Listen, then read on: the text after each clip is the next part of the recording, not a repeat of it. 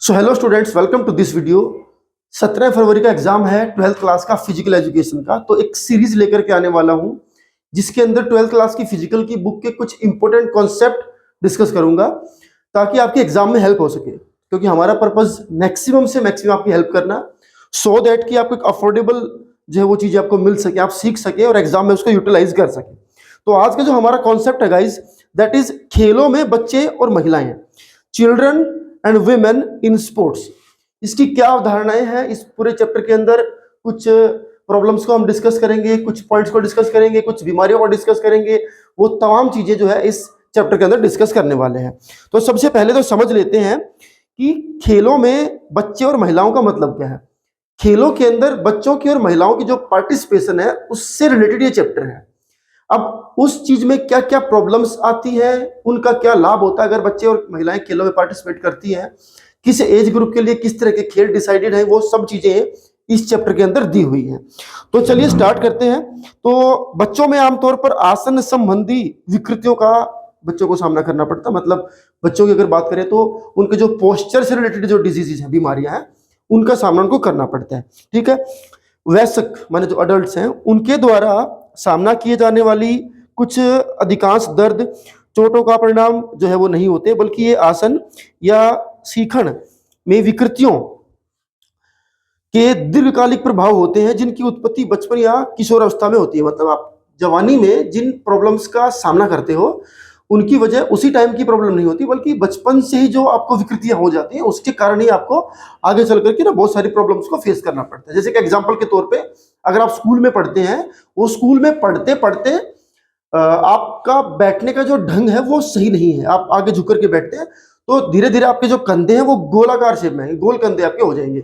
और जब आप 30-35 साल के होंगे तो आपको एक प्रॉब्लम होगी, आपके कंधे आके झुके हुए हैं, तो आप सोचेंगे ये बीमारी मुझे कहां से लगी। असल में बीमारी आपको स्कूल टाइम से लगी। तो यही आपको अब हमें समझाना जो राइटर चाह रहा है कि जब वयस्क आप हो जाते हैं तो उस समय पे जो आप दर्द फील करते हैं और फेस करते हैं उसकी प्रॉब्लम बचपन से आपकी जुड़ी होती है। तो आज हम समझेंगे कि अलग अलग, सबसे पहला जो इसका पॉइंट आता है, विभिन्न आयु समूह के लिए विश्व स्वास्थ्य संगठन के द्वारा व्यायाम दिशा निर्देश, exercises guidelines of WHO for different age groups. अलग अलग एज ग्रुप्स के लिए कौन कौन सी एक्सरसाइज WHO मेंशन करता है, क्योंकि WHO के अकॉर्डिंग, वर्ल्ड हेल्थ ऑर्गेनाइजेशन के अकॉर्डिंग, हर एज ग्रुप के इंसान को कुछ ना कुछ जो है वो व्यायाम जो है ना वो करने होते हैं। वो बात अलग है, नहीं किए जाते या नहीं करते हैं किसी कारणवश, उसकी वजह से समस्याओं का सामना करना पड़ता है। तो अगर ऐसा होता है प्रॉपरली, इस चीज को हम ध्यान में रखते हैं, क्योंकि फिजिकल एजुकेशन जो हम पढ़ते हैं तो जाहिर सी बात है फिजिकल फिटनेस की बातें ज्यादातर उसमें होंगी। तो कई सारी बीमारियां हैं जो हमें आगे चल करके लगती है, चाहे वो बीपी है, शुगर है, स्ट्रेस है, बहुत सारी चीजें हैं जिनकी वजह व्यायाम ना करना ही जो है वो होता है। तो समझते हैं इसको कि किस एज ग्रुप के इंसानों के लिए क्या चीजें जो है वो WHO ने निर्धारित करी है। 5 साल से कम आयु के बच्चों की अगर मैं बात करूं तो 5 इयर्स, जिनकी एज जो है वो अंडर 5 इयर्स है, ठीक है, उस एज के लिए कहता है कि दिन में कई बार कई तरह के कामों में फिजिकली जो है वो एक्टिव होना चाहिए। खासतौर पर इंटरएक्टिव फर्श पर आधारित खेलों के माध्यम से जितना हो सके उससे अधिक खेल हो, जितना ज्यादा हो सके उतना खेले अच्छा होता है। मतलब फर्श पर, जमीन पर वो खेलना, उछलना कूदना, घिसटना, ये सब खेल जो है वो बड़े जरूरी है। ठीक है। कम से कम 30 मिनट तक छाती के बल या अधोमुख अवस्था में स्थिति में रहना चाहिए। जमीन पर लेट हो जाना, मतलब बच्चे का लेट उठ के खेलना, ये बड़ा जरूरी है 5 साल से छोटे बच्चों को। जैसे पहले के जमाने में घुटनों के बल बच्चे चलते रहते थे, गिरते पड़ते रहते थे, तो वो बहुत अच्छा था। आज की डेट में ऐसा नहीं होता है, बेड पर ही बच्चे रहते हैं, वॉकर में बच्चे रहते हैं, या फिर अमूमन उसके जो पालना होता है उसके अंदर बच्चे लेटे पड़े रहते हैं। तो वो चीज WHO कहता है वो बहुत सही नहीं है। बच्चे का जमीन पर खेलना, घिसटना, पिसटना, गिरना पड़ना, ये बड़ा जरूरी है। ठीक है।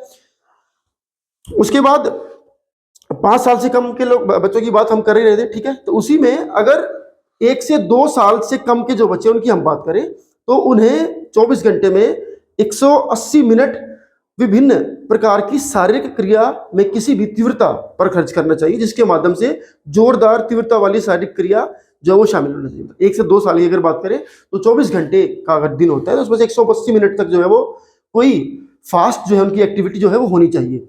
जहां तक बात है टीवी है, कंप्यूटर है, मोबाइल की स्क्रीन है, इससे इस एज के बच्चों को बहुत दूर रखा जाना चाहिए, ऐसा WHO का मानना है। अब यहाँ पर उल्टा ही होता है, छोटा सा बच्चा रो रहा है, मम्मी बोलेगी ले फोन चला, ले फोन, तो फोन से चुप कराएंगे। कोई और बात है तो फोन में कुछ दिखाएंगे, कार्टून देख, कार्टून, बच्चे को चुप कराएंगे। लेकिन WHO बोलता है कि फिजिकल हेल्थ के लिए बच्चे की ये सही नहीं है। अगर बात करें इसी 24 घंटे में जो 3 से 4 साल के बच्चे हैं, तो उनका भी 180 मिनट जो है वो तकरीबन रखा गया है। और प्रेम स्ट्रोलर्स में 1 घंटे से अधिक समय तक रोकना नहीं चाहिए। मतलब किसी बाहर की चीज से आप उसकी एक्टिविटी करा रहे हैं तो 1 घंटे से ज्यादा उसमें उसका पार्टिसिपेशन नहीं होना चाहिए। लंबे समय तक लगातार बैठाना नहीं चाहिए, ठीक है। तो इससे कम समय हो तो कुछ अच्छा ही है।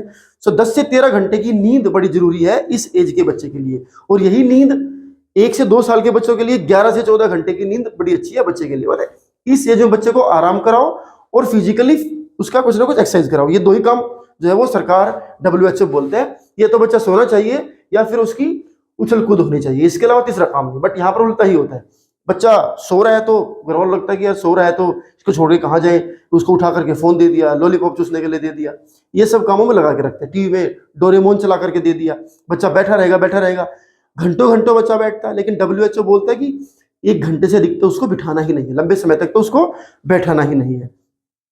अगर अगले पॉइंट पे आते हैं, 5 से 17 साल की जो एज ग्रुप के बच्चे हैं, ठीक है, 5 से 17 साल के जो बच्चे हैं उनके लिए क्या चीजें रखी गई हैं। पूरे सप्ताह में कम से कम औसतन 60 मिनट प्रतिदिन जो है वो जोरदार तीव्रता वाली एरोबिक क्रियाएं जो है करनी है, जो है उनको एक्सरसाइज करनी है। कितने घंटे तक? लगभग 60 मिनट हर रोज के हिसाब से। अब आप हिसाब लगा लीजिए, 60 मिनट रोज 1 घंटा उनको देना है, ठीक है। इस सब में सप्ताह में कम से कम 3 बार जोरदार तीव्रता वाली एरोबिक क्रियाएं, जिसमें बहुत फास्ट जो एक्सरसाइज होती है, for example walking, running, football खेलना, जिसमें मसल्स का बहुत ज्यादा इस्तेमाल होता है, ये भी उनको करना चाहिए, ठीक है। और जहां तक बात है स्क्रीन पर काम करने की, तो उसको भी थोड़ा लिमिट में करना चाहिए। इस एज के बच्चों के लिए आप टीवी, स्क्रीन, मोबाइल रिकमेंड तो नहीं करते, लेकिन अगर 20-30 मिनट दिन में देख ले बच्चा तो उतनी बुराई नहीं है, ठीक है, बस इससे ज्यादा नहीं है। उसके बाद आती है 18 साल से 64 साल के जो लोग हैं उनके लिए, इस एज के लोगों के लिए किस तरह के व्यायाम जो है वो रखे गए हैं वो भी ध्यान रखेंगे। 150 से लेकर के 300 मिनट की मध्यम तीव्रता, 75 से 150 मिनट की जोरदार तीव्रता वाली एरोबिक क्रियाएं उनको करनी होती है, ठीक है। अतिरिक्त स्वास्थ्य लाभों के लिए वयस्क जो अडल्ट्स हैं, मध्यम या तीव्रता से मांसपेशियों को मजबूत करने के लिए, जैसे आप जिम जाते हैं, कुछ भी करते हैं, तो ये सब भी आप सप्ताह में 2-3 दिन कर सकते हैं। तो ये सारी चीजें हैं, ठीक है। बुक के अंदर आप थ्योरेटिकली इसको पढ़ेंगे तो आपको समझ में आएगा। अब बात आती है, अब इन लोगों को तो हार्ड जो है वो प्रैक्टिस की जरूरत है, ठीक है। आप वेट लिफ्टिंग भी करें, आप दौड़ भी लगाएं, आप वॉक भी करें, सारे काम करें, मसल्स की भी एक्सरसाइज करें, तो पूरा आपको सिर से लेकर के पैर तक की एक्सरसाइज करनी है। अब बात आती है 65 अबाव हैं जो लोग, माने जो लोग बूढ़े हैं, जिनको ऑफिशियली बूढ़ा मान लिया गया, उनके लिए भी है व्यायाम। अब कुछ लोग कहेंगे जो हमारे यहाँ पर क्या धारणा है, हमारे हिंदुस्तान के अंदर धारणाएं अलग ही चलती हैं। 60 साल 65 साल का अगर आदमी हो गया है तो वो तो सोचता है कि अब मैं बहुत बड़ा चौधरी हूं, मैंने जिंदगी में सब कुछ अचीव कर लिया, अब मैं 4 पाई पर आराम से बैठूंगा और बैठकर ही खाऊंगा। मतलब अपने यहाँ के आप बूढ़े को अगर देखेंगे तो मोस्ट ऑफ द बूढ़े और बुढ़िया जो है वो आराम प्रस्ती में मिलेंगे आपको। यही एज में अगर आप अमेरिका जाकर के देखो तो 80 साल के बूढ़े और बुढ़िया भी साइकिल चला रही है, वॉकिंग कर रही है, पार्क में कुछ ना कुछ एक्टिविटीज में इन्वॉल्व है, ड्राइविंग भी करते हैं। तो बहुत दिन रात का अंतर है, ठीक है। तो WHO की माने तो 65 साल से ऊपर के लोगों को भी 150 से 300 मिनट जो है वो सप्ताह भर में अगर बात करें तो व्यायाम जो है वो करना चाहिए। इसमें से आधा समय उनका थोड़ा सा फास्ट व्यायाम की तरफ भी होना चाहिए, जिससे कि घुटने चलते रहे, हाथ पैर चलते रहे, आप जो खाना खा रहे हो वो प्रॉपर्ली डाइजेस्ट होता रहे, आपका मेटाबॉलिज्म जो रेट है वो ठीक ठाक चलता रहे, जिससे बीमारियां आपको कम हो। अक्सर आपने देखा होगा हमारे यहाँ पर जो भी बड़ी उम्र के इंसान, उनके घुटनों में दर्द है, उनको BP होगा, उनको शुगर होगा, कोई एक आध इंसान ऐसा बचा होगा जो इन चीजों की दवाइयां नहीं खाता है। अदरवाइज BP की, शुगर की, इन सब की दवाइयां लोग चलाते रहते हैं, दवाइयों के सहारे शरीर को चलाते रहते हैं, लेकिन एक्सरसाइज नहीं करेंगे। सुबह 5 बजे उठ करके वॉक करके आना इतना कारगर माना गया है WHO की माने, डॉक्टर्स की माने, तमाम लोगों की, एक्सपर्ट्स की माने, कि आपका जो ब्लड प्रेशर है, आपकी जो BP की जो प्रॉब्लम है उसको एकाएक खत्म कर देगा अगर आप सुबह 5 बजे उठ करके घंटा भर सैर करके आते हैं तो। लेकिन माने कौन, समस्या तो वही है, आराम करना है, 8 बजे 9 बजे उठना है, फिर बहू को आवाज लगानी है, बहू चाय ला के दे दो, फिर बहू चाय लेके आएगी, इस तरह की दिनचर्या अपनानी है ना। तो ये सारी चीजें हैं। उसके बाद अगला हमारा पॉइंट आता है इसके अंदर, आसन संबंधी विकृतियां। ठीक है, कॉमन पोस्चुरल डिफॉर्मिटीज, आसन संबंधी विकृतियां।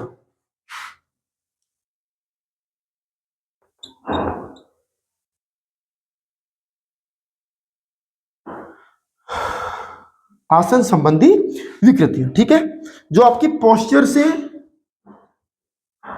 रिलेटेड जो आपकी बॉडी के अंदर प्रॉब्लम्स होती हैं। तो कुल मिलाकर के 5 तरह की बताई गई है। रीढ़ की अस्थियों का टेढ़ा होना, चपटे पैर, घुटनों का टकराना, बाहर की ओर मुड़ी हुई या धनुष आकार टांगे, या फिर आपके कंधे गोल होना। तो एक बार इसको फटाफट से बता देता हूं आपको मैं, ठीक है। और इसकी पूरी थ्योरी पढ़ने के लिए आपको बुक ही जो है वो पढ़नी पड़ेगी। रीढ़ की हड्डियों का टेढ़ा होना, रीढ़ की हड्डी का टेढ़ा होना जो है वो 3 तरीके से इन्होंने मेंशन किया है। एक है कुबड़ पीछे की तरफ, जो कि आदमी जब बहुत ज्यादा आगे की तरफ झुक करके बैठता है तो जो आपकी रीढ़ की हड्डी जो सीधी होनी चाहिए वो कुछ ऐसे हो जाएगी, मतलब ये कुबड़ आपका पीछे की तरफ जो है वो निकल आएगा। दूसरा आता है कुबड़ आगे की तरफ, अगर आप बहुत ज्यादा पीछे झुक करके आराम प्रस्थ की पोजीशन में बैठने के शौकीन है तो आपकी जो रीढ़ की हड्डी का जो पोस्चर है वो कुछ ऐसे होगा, यानी कि कुबड़ जो है वो आगे की तरफ निकल जाएगा, आगे की तरफ बढ़ जाएगा। दूसरा है एकाएक साइड में झुकना, मतलब आप टेढ़े होकर चलते हैं, एक तरफ बैग लेकर के ज्यादा चलते हैं आप लोग, या इस कंधे पर ज्यादा वजन डालते हैं, तो रीढ़ की हड्डी कई बार या तो इधर की तरफ टेढ़ी हो सकती है या इधर की तरफ टेढ़ी हो सकती है। तो ये प्रॉब्लम जो है इसका समाधान तीनों में कॉमन सा अगर आपको बता दूं मैं, तो यह है कि बैठने का ढंग सही हो, अनियमित भार उठाने से बचना है आपको, बहुत ज्यादा आगे झुक करके बैठने से बचना है, बहुत ज्यादा पीछे आराम की कंडीशन में भी झुक करके बैठने से बचना है। जिस फर्नीचर का आप इस्तेमाल करते हो वो फर्नीचर सही हो, आपकी जो चेयर है वो ऐसे स्लोप में ना हो कि पीछे झुकी हुई चेयर है तो आदमी जाहिर सी बात है पीछे ही पसर के बैठेगा, और आगे झुकी हुई तो आदमी आगे की तरफ गिरने को रहेगा। क्लासरूम में जब बच्चे बैठते तो वहां पर देखने वाली चीज है। बहुत ज्यादा टाइट फिटिंग के कपड़े अगर आप पहनते हैं तो ये विकृति आपको होने के चांसेस है। जैसे मैंने बताया, वजन को अनियमित तरीके से उठाना, कि इस कंधे पर पूरा बैग रखा हुआ है या इस कंधे पर रखा हुआ है तो जाहिर सी बात आप एक तरफ झुक जाएंगे, धीरे धीरे धीरे धीरे, एक दिन में तो नहीं होगा लेकिन धीरे धीरे आपकी बॉडी का जो पोस्चर है वो इस तरीके से जो है वो हो जाएगा। ठीक है, तो आगे चलते हैं। अगला पॉइंट आता है चपटे पैर, फ्लैट फुट। ये फ्लैट फुट क्या होता है? हमारे जो पैर हैं उसका जो नीचे का पंजा है उसको अगर जमीन पर आप रखते हैं, अगर पूरा का पूरा पैर आपका छप गया, सपोज थोड़ा गिल्ला किया आपने फर्श पे रखा और पूरा का पूरा पैर आपका छप गया, तो समझ लीजिए आपके फुट जो है वो फ्लैट है। अब ये क्यों हुए होंगे? लगातार खड़े रहने से हुए होंगे, बहुत ज्यादा दौड़ करना, जंप करना, इस जब आप गलत तरीके से कोई एक्टिविटी करते हो तो इस बात के पूरे पूरे चांस होते हैं। ठीक है, मांसपेशियां कमजोर होना, जरूर से ज्यादा वजन अपने ऊपर रखना, बहुत देर तक खड़े रहना, इस तरीके से आप जब अगर अपने साथ करेंगे तो फिर आपके पैरों का चपटा होना लाजमी है। सावधानियां आपको रखनी होती है, जूते आप ठीक ठाक पहने, बहुत ज्यादा हाई हील्स जो है वो ना पहने, इस तरह की चीजों से आप करके बच सकते हैं। जब आप छोटे बच्चे होते हैं या छोटे बच्चों के साथ आप जब ट्रीट करते हैं तो उनके ऊपर बहुत ज्यादा वजन ना ला दें, उनको रखिए ना वजन के साथ। जैसे आजकल छोटे बच्चे बैग लेकर जाते हैं स्कूल में, तो कई बार इस तरफ टांगा हुआ, कई बार इस तरफ, कई बच्चे ऐसे झुके रहते हैं पीछे की तरफ, चलते रहते हैं। अब उस वजन की वजह से रीढ़ की हड्डी में भी विकार आएगा, प्लस पैरों के ऊपर भी बर्डन आएगा। अब उस बर्डन की वजह से कई बार पैर चपटे भी हो जाते हैं, बच्चे का जो पैर है नीचे से बिल्कुल फ्लैट भी हो सकता है। इसके अलावा अगला जो हमारा आता है घुटनों का टकराना, ये भी इसी की वजह से हो सकता है। जैसे सामान्यतः घुटनों का टकराना मुख्यतः संतुलित आहार में, विशेष रूप से विटामिन डी, कैल्शियम या फास्फोरस की कमी से होता है। रिकेटस जो बीमारी है पैरों की, उससे भी हो सकता है। पुरानी बीमारी से हो सकता है। स्थूलता, ध्यान रखें, मोटापा अगर आपके अंदर है, बहुत भारी आप ऊपर से हो, पैर आपके कमजोर हैं, तो फिर पैर इधर या इधर की तरफ मुड़ सकते हैं।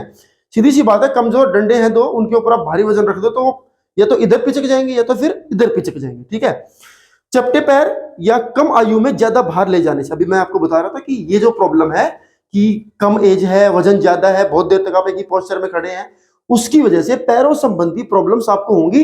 चपटे पैर भी हो सकते हैं और पैर अंदर की तरफ मुड़ सकते हैं। ठीक है, नोकनीज भी है, इसको कह सकते हैं आप, नोकनीज। ठीक है, घुटनों आपस में टकराना है, उसको क्या बोलते हैं? नोकनीज। ठीक है, आगे कहता है बाहर की ओर मुड़ी हुई टांगे। ठीक है, बो लेग्स। कई लोगों को आपने देखा होगा, पैर जब वो रखते हैं तो उनके पंजे ऐसे आपस में मिलने को होते हैं और पैरों के बीच में जो है गैप ज्यादा होता है, उसको बोलते हैं बो लेग्स। कारण क्या है? बाहर की ओर मोटी टांगे, इनका मुख्य कारण अस्थियों में कैल्शियम की कमी। हड्डियों में जब कैल्शियम की कमी होगी तो हड्डियां कमजोर होंगी, क्योंकि पूरी हड्डियों का जो निर्माण है वो कैल्शियम से ही होता है। तो बाहर की ओर टांगे मुड़ने की घटनाएं तब बढ़ती हैं जब बच्चे बचपन से मोटापे का शिकार हो। छोटा सा बच्चा है, कोई 4 साल का, 5-6 साल का है, वो बहुत भारी भरकम शरीर उसका है, तो उसके पैरों पे अतिरिक्त वजन है, और ये सबके साथ लागू होता है। अगर आप 150 किलो के हैं, आपके पैर जो है, जाहिर सी बात है, आपका पेट बहुत मोटा हो गया है, ठीक है, थुलथुले आप हो गए हैं, तो पैरों के ऊपर जो एक्स्ट्रा बर्डन है, अब मान लीजिए आपका आइडियल वेट होना चाहिए था 70 किलो, लेकिन आप हो 100 किलो के या 120 किलो के, तो एक्स्ट्रा जो 50 किलो वजन है वो आपके पैरों के ऊपर है, और वो पैर उसको जब हर रोज हैंडल करेंगे, चलेंगे फिरेंगे, तो उनके ऊपर उसका असर पड़ेगा, और आपकी हड्डियां किधर की तरफ भी मुड़ सकती हैं। वो एक अलग बात है, वो चपटे पैर हो सकते हैं, या वो टांगे अंदर की तरफ मुड़ सकती हैं, या बो लेग्स जो है ना वो हो सकते हैं। सावधानियां क्या रखनी है? बच्चों को मोटापे का शिकार कतई ना होने दें। कम एज में शिशुओं को बहुत ज्यादा खड़े रखने या चलाने की कोशिश ना करें। ऐसे ट्रेंड ना बनाने की कोशिश करें जैसे कि ये 6 महीने का भागना शुरू कर दे, चलना फिरना शुरू कर दे, और फिर स्कूल भी जाइए और माँ बाप जो है बचे रहें।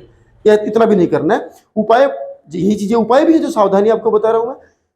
कैल्शियम और विटामिन डी की जो है वो कमी बॉडी के अंदर नहीं होनी चाहिए। दोनों चीज आपस में रिलेट करती हैं। अगर विटामिन डी की कमी अगर होगी तो ऑटोमेटिकली आप दूध पीते रहे, पनीर खाते रहे, कैल्शियम आपकी बॉडी को नहीं मिलेगा, क्योंकि विटामिन डी बड़ा जरूरी है कैल्शियम को अब्सॉर्ब करने में, अवशोषित करने में बॉडी के अंदर। अगर आप हर रोज दूध की 1 बाल्टी पी रहे हैं, लेकिन आपके अंदर विटामिन डी की कमी है, तो आप ये कहेंगे जी मैं तो रोज 1 बाल्टी दूध पीता हूं, फिर भी कैल्शियम की कमी कैसे है? तो क्योंकि आपके अंदर विटामिन डी की कमी है, जिसकी वजह से उस कैल्शियम का अवशोषण नहीं हो रहा है। फिर उस दूध का कुछ नहीं बनना, उसका वेस्ट ही बनना है। ठीक है।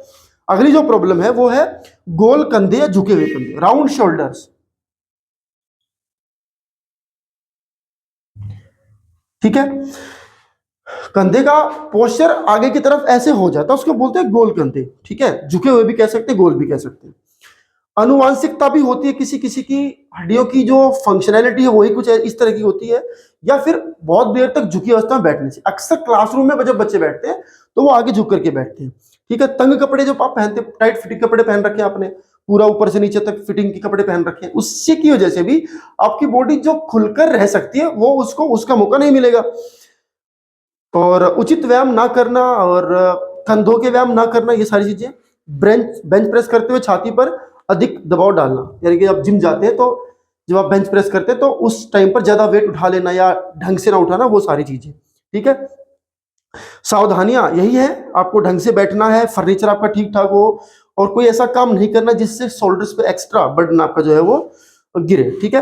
हॉरिजॉन्टल बार पर लटक करके आप इस चीज को ठीक कर सकते हैं। अगर आपको इनमें से कोई भी डिजीज है, जैसे मान लीजिए आपके साइड में रीढ़ की हड्डी का झुकाव है, तो उसको भी आप हॉरिजॉन्टल बार पर लटकने वाला जो ऊपर तार हैंडल बना लेते हैं लोग, जिससे वजन बढ़ाने के लिए या कद बढ़ाने के लिए जिसको इस्तेमाल करते हैं, उस हॉरिजॉन्टल बार पर लटक करके आपको इधर की तरफ कर्व बना हुआ है रीढ़ की हड्डी में या फिर गोल कंधे, तो इनमें छुटकारा मिल सकता है। ठीक है, ध्यान रखेंगे इस बात का।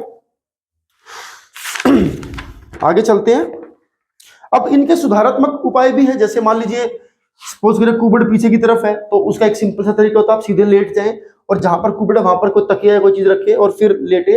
धीरे धीरे इस चीज पर प्रेशर पड़ेगा, ये सीधी होएगी। ऐसे इस तरफ भी है, अगर कुबड़ आगे की तरफ निकला हुआ है तो आप उल्टी साइड में लेटे, यहाँ पर आपका एक कोई तकिया कोई चीज हो, ताकि आपका जो पोस्चर है वो धीरे धीरे सीधा होता हुआ चला है। कुछ आसन भी इसके लिए होते हैं, जैसे मान लीजिए कुबड़ आगे की तरफ निकला हुआ है तो आप उसके लिए हल आसन कर सकते हैं। ठीक है, जिसमें आपकी टांगे हवा में होंगी, थोड़ा सा सिर भी हवा में होगा, जिससे आपका जो पोस्चर है वो सुधरेगा। आसन भी इसके लिए बड़ा जरूरी है, और मैंने आपको बताया जैसे कि सावधानियां रख करके भी इनसे बच सकते हैं।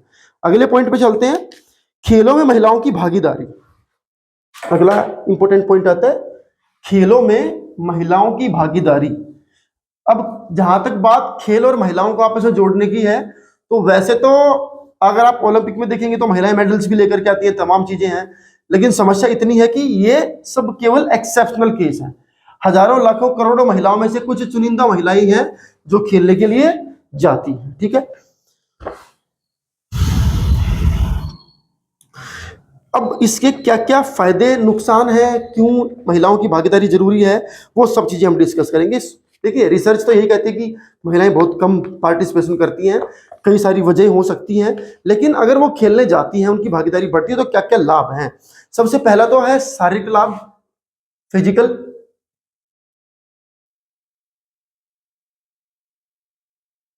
फिजिकल बेनिफिट क्या है? देखिए, जब भी कोई इंसान खेलता है, चाहे महिला है चाहे पुरुष है, ऑब्वियस सी बात है उसकी फिजिकल एक्सरसाइज वहां पर हो रही है, यानी कि फिजिकली अपने आप को फिट रखने की जो प्रोबेबिलिटी है वो ज्यादा बढ़ जाती है।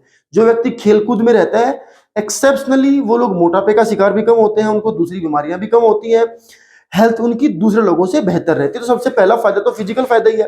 तो दूसरा फायदा क्या है? Psychological benefit. देखिए, जब कोई महिला खेलने जाती है तो साइकोलॉजिकली उसको लगता है कि मेरी भी कुछ ना कुछ पार्टिसिपेशन इस दुनिया में है, ठीक है। उसको एक इंटरनल हैप्पीनेस होती है कि मैं बाहर जाती हूँ, खेलती हूँ और मेरा भी पार्टिसिपेशन इस दुनिया के अंदर है, मैं भी कुछ वो कर पा रही हूँ जो बाकी के लोग करते हैं, और वो एथलीट वाली जो फीलिंग आती है, तो साइकोलॉजिकली उस फीमेल को मनोवैज्ञानिक तौर पर बड़ा बल मिलता है। ध्यान रखेंगे इस बात को, ठीक है। मनोवैज्ञानिक तौर पर बड़ा ही बल मिलता है, उसको हैप्पीनेस फील होती है, जिससे उसकी काम करने की जो एफिशिएंसी वो बढ़ जाती है। तीसरे नंबर पर जो फायदा आता है दैट इज सोशल बेनिफिट। सामाजिक तौर पर भी उसको एक अच्छी अनुभूति होती है, जैसे कि वो किसी से मिलेगी जुलेगी, वहां पर उसके कुछ फ्रेंड सर्कल डेवलप होगा, उसके कोचेज होंगे, साथ में खेलने वाले लोग होंगे, जिससे उसका सोशल दायरा भी बढ़ता है। अभी वो एक घर के अंदर कैद नहीं है, अब उसके साथ ये प्रॉब्लम नहीं है कि बस उसको चूल्हा चौका संभालना, नहीं, उसका भी एक सोशल सर्कल है।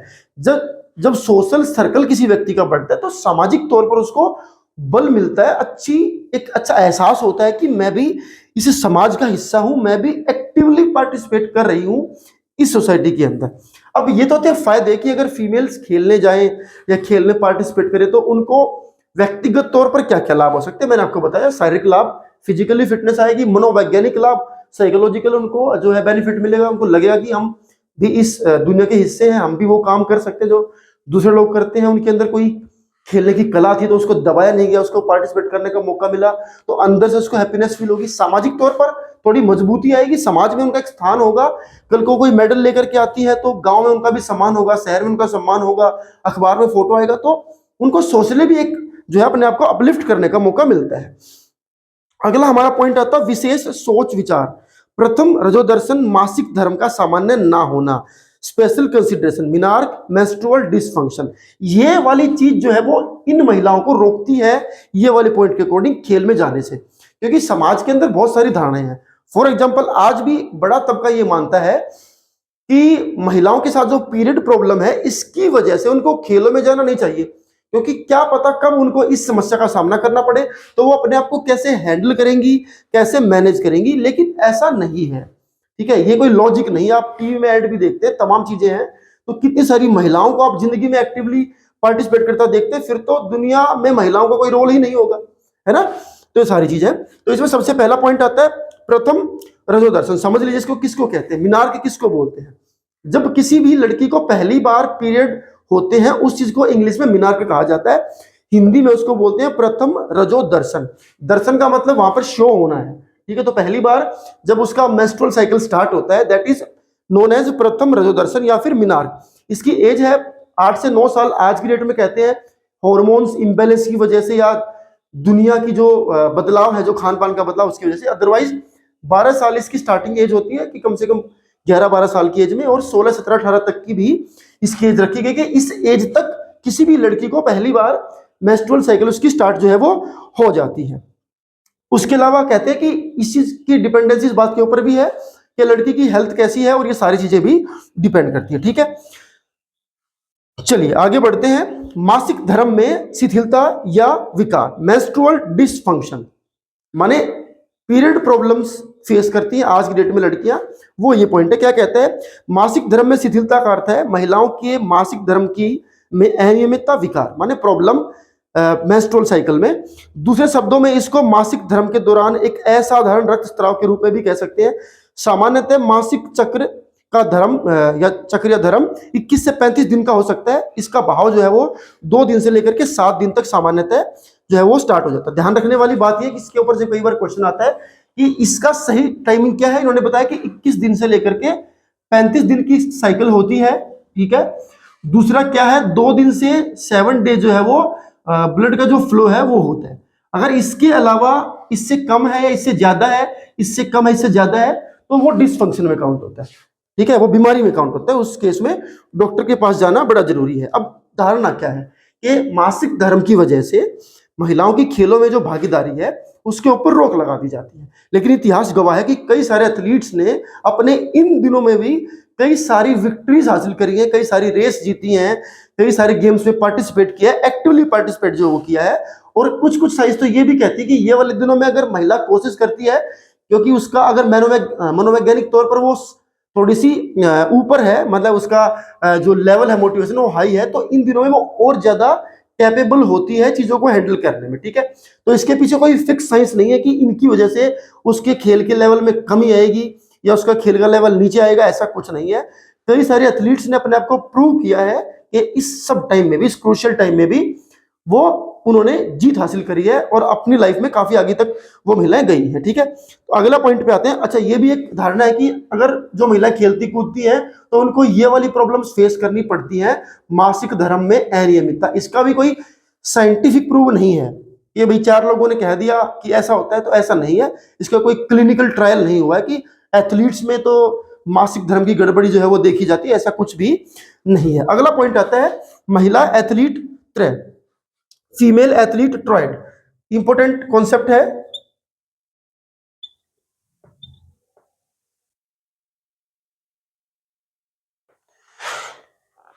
ठीक है, क्या कहता है, महिला एथलीट त्रय एक लक्षण समूह है जिसमें ऑस्टियोपोरोसिस, ऋतुरोध, रजरोध या भोजन लेने संबंधी विकार उपस्थित होते हैं। दो तीन चीजों का कॉम्बिनेशन है ऑस्टियोपोरोसिस।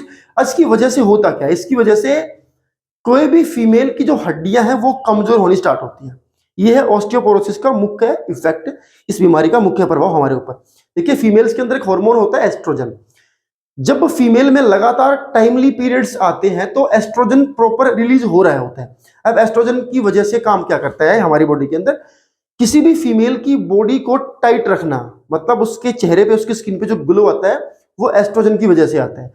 जब भी कोई महिला अपने पीरियड साइकिल को खत्म करने की तरफ, मेनोपॉज की तरफ होती है, तो आप उस फीमेल को कभी देखना, उसकी स्किन का जो ग्लो वो ऑटोमेटिकली खत्म होता चला जाएगा। आप किसी 70 साल के बूढ़े या बुढ़िया को देखना, आप देखेंगे दादाजी का तो फिजिकल लेवल वैसा ही कुछ, कद भी उनका जो है उतना सही है और देखने में भी थोड़े से वैसे ही है। लेकिन जो बुढ़िया होगी उनकी आप देखो कि हाइट भी थोड़ी कम हो जाती है, आगे तरफ झुक जाती है, स्किन भी उनकी थोड़ी सिकुड़ जाती है। उसकी वजह क्या है, ये स्किन सिकुड़ने वाले एग्जाम्पल आपने महिलाओं में अधिकतर देखे होंगे, पुरुषों में कम देखे होंगे। उसकी वजह एस्ट्रोजन, ऑस्टियोपोरोसिस, जिससे बोन डेंसिटी कम होती चली जाती है। जो स्किन को पकड़ के रखता है, इस हार्मोन की वजह से जो स्किन पकड़ के रहती है, जकड़ के रहती है, टाइट रहती है, वो टाइटनेस धीरे धीरे कम होती चली जाती है।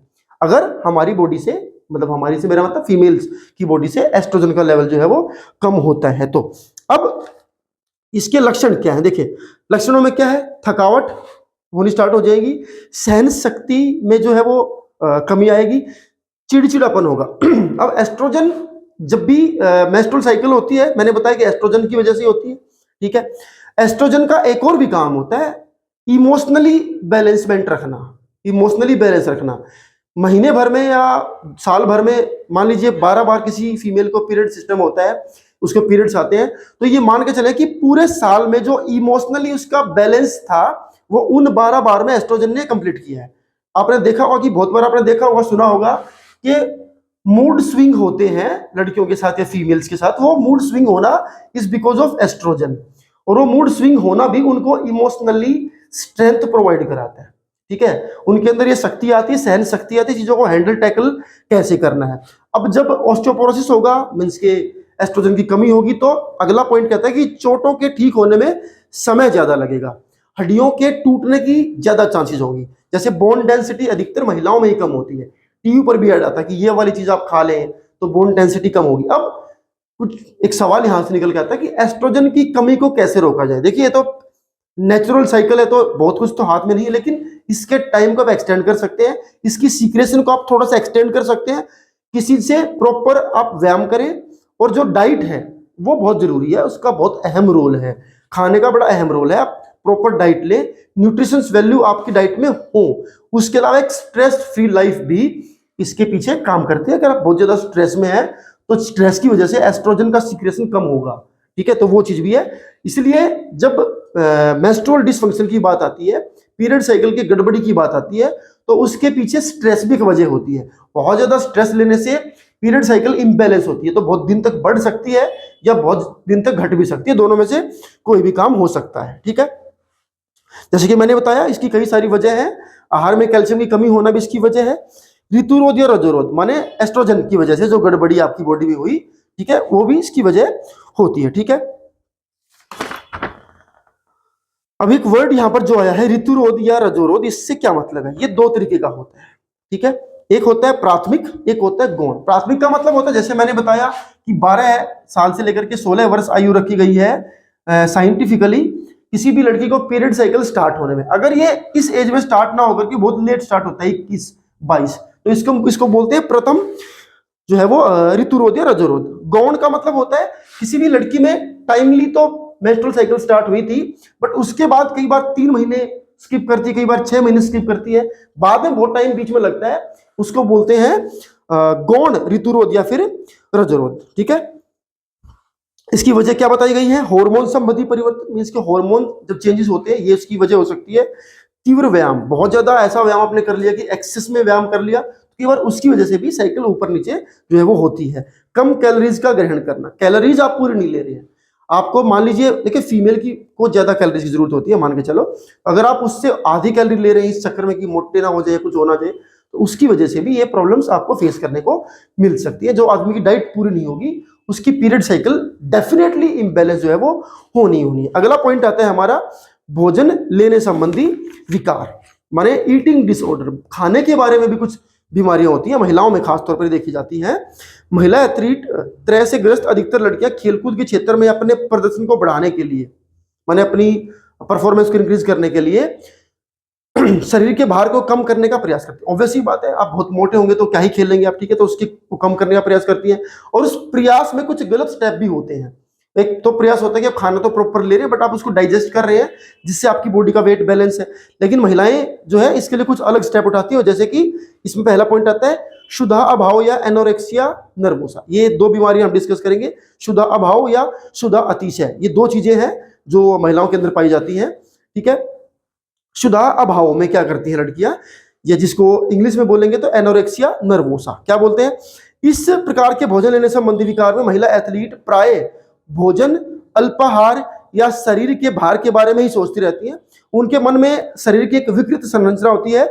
दूसरी महिलाएं उसके बारे में ये क्या महसूस करती हैं कि वे अधिक पतली हो रही हैं, और इस चीज के ऊपर के महिला एथलीट ऐसा विश्वास नहीं करती। शीशे के सामने स्वयं को स्थूल या मोटापे के रूप में देखती है। मतलब कि दूसरे लोग बोलते हैं कि बहुत पतला हो रहा है, लेकिन ऐसी महिला एथलीट अपने आप को जब शीशे में देखती है उसको लगता है कि मैं बहुत जो है वो अभी तो बहुत मोटी हूं, इसलिए वो खाना बहुत कम कर देगी। क्षुधा अभाव मतलब उसको भूख लगनी कम हो जाएगी, वो सोचेगी अभी तो मैं बहुत मोटी हूं तो मुझे भी खाना नहीं है। बल्कि दूसरे क्या सोच रहे हैं कि ये लड़की बहुत पतली हो रही है, लेकिन उसको अभी भी शीशे में खुद को लगता है कि बहुत मोटी हूं। शुद्ध अतिशय, शुद्ध अतिशय भी एक ऐसा भोजन लेने संबंधी विकार है, इसको बुलिमिया नर्वोसा बोलेंगे, जिसमें महिला एथलीट अधिक मात्रा में खाना खा लेती हैं। इसमें शुद्धा अतिशय, अति का मतलब ज्यादा, उसमें शुद्धा अभाव मतलब कम। ठीक है, शुद्धा माने भूख से बात हो रही है, खाने से बात हो रही है। अतिशय में लड़की क्या करेगी, ज्यादा मात्रा में खाना खाएगी और बाद में ये सोचेगी कि मेरा वजन कहीं बढ़ ना जाए, फिर उस खाने को वो उल्टी के थ्रू या किसी न किसी चीज से बाहर निकालने की, उगलने की कोशिश करेगी। ये उसका जो भाव है, इसको हम कहते हैं शुद्धा अतिशय। तो दिस वाज द चैप्टर महिलाएं, बच्चे और खेल, इन सबको हमने डिस्कस किया। आई होप कि पूरा चैप्टर आपको समझ में आया होगा। डीप स्टडी करने के लिए आपको बुक देखनी पड़ेगी, लेकिन ये वीडियो देखने के बाद अगर आप बुक को पढ़ेंगे तो आपको चीजें सामने से समझ में आती चली जाएंगी। तो समझ में आया तो वीडियो को लाइक भी कर सकते हैं और शेयर भी कर सकते हैं और चैनल को सब्सक्राइब भी कर सकते हैं। Thank you.